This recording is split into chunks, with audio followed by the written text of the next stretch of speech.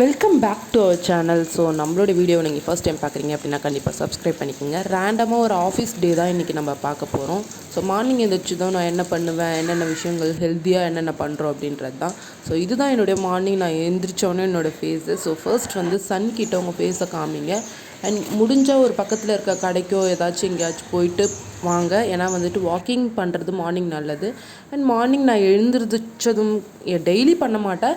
In case ஏதாச்சும் நான் ஃப்ரீயாக இருந்தேன், எனக்கு 9:30க்கு ஷிஃப்ட் அப்படின்னா நான் பொறுமையாக வீட்டில் சும்மா இருந்தேன் அப்படின்னா கண்டிப்பாக சின்ன சின்ன ஒர்க்லாம் முடிச்சு வச்சுட்டு தான் போவேன். அண்ட் துணியை எடுத்து மிஷினில் போடுறது, துணியை காய வைக்கிறது, இந்த மாதிரி எல்லாமே பண்ணிவிட்டு போயிடுவேன்.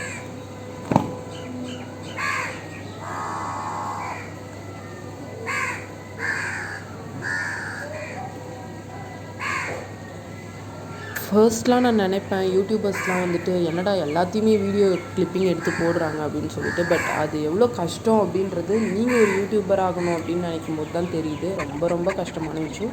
ஸோ ஆஃப்டர் தட் நம்ம ஃப்ரெஷ்ஷப் ஆகிட்டு வரும். It's a kind of morning routine தான். ஸோ எப்பயுமே குளிச்சுட்டு வந்ததுக்கப்புறம் ஃபேஸ் வாஷ் தான் நான் பண்ணுவேன். ஸோ அதுக்கு முன்னாடி ஃபேஸ் வாஷ் பண்ணால் எனக்கு ஏதோ ஒரு மாதிரி ஆயிலியாக இருக்க மாதிரி இருக்கும், அதனால் நான் பண்ண மாட்டேன். ஸோ கிளம்புறதுக்கு முன்னாடி ஃபேஸ் வாஷ் பண்ணிவிட்டு பண்ணுவேன். ஸோ இந்த மாதிரி வந்துட்டு கட்டி வச்சுக்கிட்டிங்க அப்படின்னா கொஞ்சம் நேரத்தில் உங்களுக்கு வந்து அது வந்து எப்படி சொல்கிறது, எல்லா தண்ணியுமே இழுத்ததுக்கப்புறம் உங்களுக்கு ஹேர் ட்ரை ஆகிடும். ஸோ எனக்கு வந்து கொஞ்சம் ஹேர் ஃபால் ஆகிட்டு இருக்குது. ஏன்னா வந்துட்டு எனக்கு ஹெல்த் இஷ்யூஸ் இந்த மாதிரி ஏதாச்சும் ஹெல்த் இஷ்யூஸ்லாம் வந்துச்சுன்னா கண்டிப்பாக அது மெயினாக ஃபீவர் வந்துச்சுன்னா அந்த 1 மந்த்க்கு எனக்கு ஹேர் ஃபால் வந்து கண்ட்ரோலே பண்ண முடியாது. பாடி வந்து டீஹைட்ரேட் ஆகிடும் இல்லையா. ஸோ நிறைய தண்ணி குடிங்க. தண்ணி குடிச்சிங்கனாலே உங்களுக்கு பாதி ப்ராப்ளம் ஓவர் ஆகிடும். ஸோ ஃபர்ஸ்ட் ஆஃப் ஆல் நான் வந்துட்டு ஃபேஸ் வாஷ் பண்ணிவிட்டு அதுக்கப்புறம் ரெடி ஆகிட்டு இப்போ ஆஃபீஸ் கிளம்பிடுவேன். கிளம்பிட்டு நம்மளுக்கு ஏதாச்சும் ஃபுட்டு வந்து நம்மளே ரெடி பண்ணி கிளம்ப வேண்டியதுதான். மீன்வைல் என் மண்டையும் ஆளும் மூஞ்சும் எப்படி தான் இருக்குது. வித்தவுட் மேக்கப்பில் எப்படி தான் இருப்பேன். வித் மேக்கப்பில் பார்த்தீங்கன்னா அப்படியே அசந்து போயிடுவீங்க. சொல்கிறீங்க இந்த மாதிரி இருக்கும். ஸோ போய் கிளம்பிட்டு டாட்டா பை பை. இப்போ நான் ரெடி ஆகிட்டேன். எப்படி ஆளே அடையாளம் தெரியல. Power of patch work.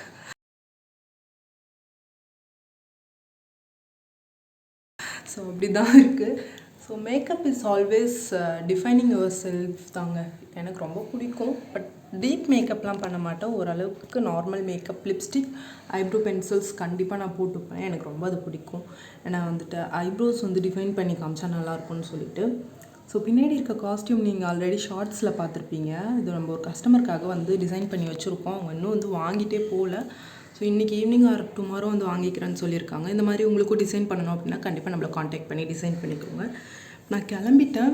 எனக்கு ஷிஃப்ட்டு 9:30க்கு. 9:30னா 10 o'clock தான் எனக்கு. எல்லாத்துலேயும் லேட்டு, எப்பயுமே லேட்டு. எப்பயுமே லேட்டு. ஸ்கூல் படிக்கிறதுலேருந்து காலேஜ் படிக்கிறதுலேருந்து இப்போ ஆஃபீஸ் போகிற வரைக்கும் எப்பயுமே லேட்டாக தான் போவேன். ஆஃபீஸுன்றதுனால ஒன்றும் பிரச்சனை இல்லை. லாஸ்ட் ஈவினிங் வந்து ஒரு 1/2 hour வந்து எக்ஸ்டெண்ட் பண்ணிக்கலாம். இப்போ நான் போயிட்டு சாப்பிட்றதுக்கு என்ன இருக்குதுன்னு பார்த்துட்டு சாப்பிட்டுட்டு நான் கிளம்பி ஆஃபீஸ் போயிடுவேன். மோஸ்ட் ஆஃப் வீட்டில் காலையில் டைமில் அம்மாவும் இருக்க மாட்டாங்க, அப்பாவும் இருக்க மாட்டாங்க. நம்ம மட்டும்தான் இருப்போம்.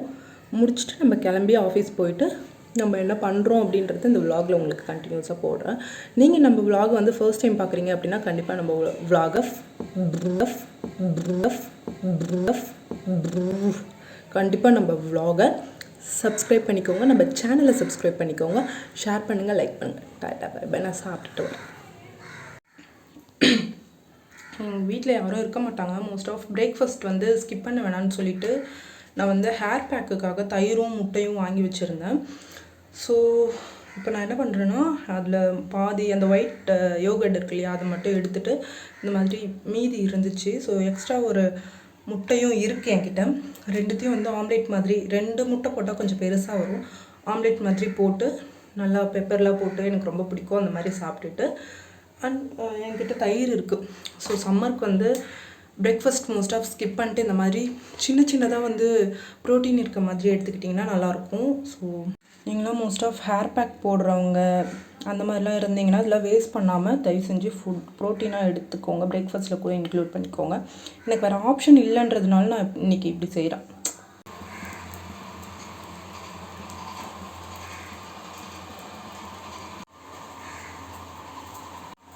உங்களால் முடியல இல்லைன்ற பட்சத்தில் இந்த மாதிரி ஒரு ட்ரிங்க்கு ப்ளஸ் இந்த மாதிரி ஒரு மார்னிங் ஏதாச்சும் ஒன்று சாப்பிட்டுட்டு போங்க. தயவு செஞ்சு பட்னியாக போகாதீங்க.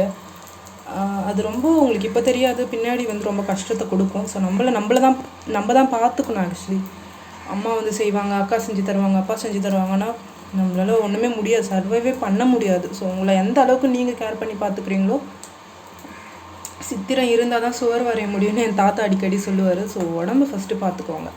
ஸோ இந்த மாதிரி ஒரு சின்ன சின்ன பிரேக்ஃபாஸ்ட் ஏதோ முடிஞ்சதை சாப்பிட்டுட்டு கிளம்பியே ஆஃபீஸ்க்கு போகிறீங்களோ இல்லை ஒர்க் போகிறீங்களோ எங்கே போகிறீங்களோ போங்க. Yes, our 10 minutes breakfast is ready. ஒரு ஆம்லேட் வித் பெப்பர் போட்டு செம்மையாக பண்ணிட்டு அண்ட் கொஞ்சம் கேர்டு வந்து சால்ட் போட்டு மிக்ஸ் பண்ணி வச்சுருக்கேன். ஆஃபீஸ் போகிறவங்க இல்லை ஹாஸ்டலராக இருந்தால் கூட நீங்கள் இந்த மாதிரி ட்ரை பண்ணிக்கலாம்.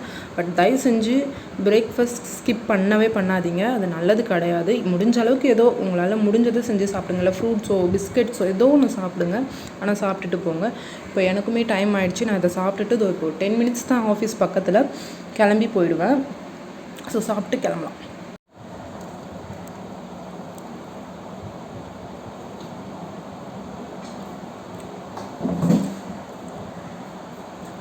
வீடியோலாம் எடுக்கிறது அவ்வளோ ஈஸி கிடையாதுங்க, எவ்வளோ ஆக்ட் பண்ண வேண்டியதாக இருக்குது.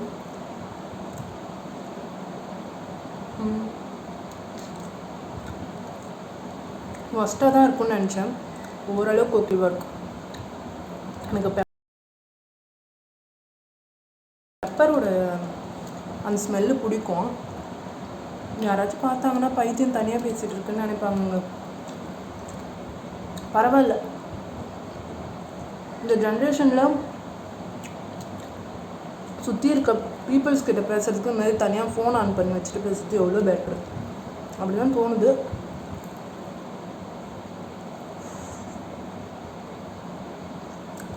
உண்மை அப்படின்னு நினச்சிங்கன்னா கமெண்ட் பண்ணு.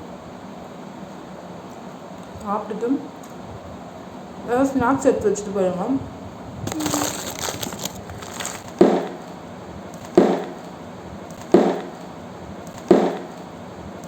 எது எடுத்தாலும் தொட்டது தொடங்காதுன்னு சொல்லுவாங்க, அந்த மாதிரி தான் போடுவாங்க. பிஸ்கெட்லாம் எங்கள் வீட்டில் நிறைய இருக்கும், எடுத்துகிட்டு போயிட்டா ஒர்க் பண்ணும்போது சாப்பிட்டுட்டே இருப்பாங்க. ஒரு பொருள் எனக்கு கை வச்சா எதுவுமே உருப்படாது சொல்லுவாங்கல்ல, அதுதான் நான் தொட்டாலே கீழே விழுதுப்பேன். எனக்கு ரொம்பவே வந்துட்டு ஹாப்பியாக இருக்குது. ஏன்னா நம்ம யூடியூபர் அப்படின்ற ஒரு விஷயத்தை ஸ்டார்ட் பண்ண ஃபஸ்ட்டெல்லாம் நான் என்னோடய ஃபேஸை வந்து ஒரு இன்ஸ்டாவில் ஒரு ஆப்பில் வந்து அப்லோட் பண்ணவே ரொம்ப பயப்படுவேன்.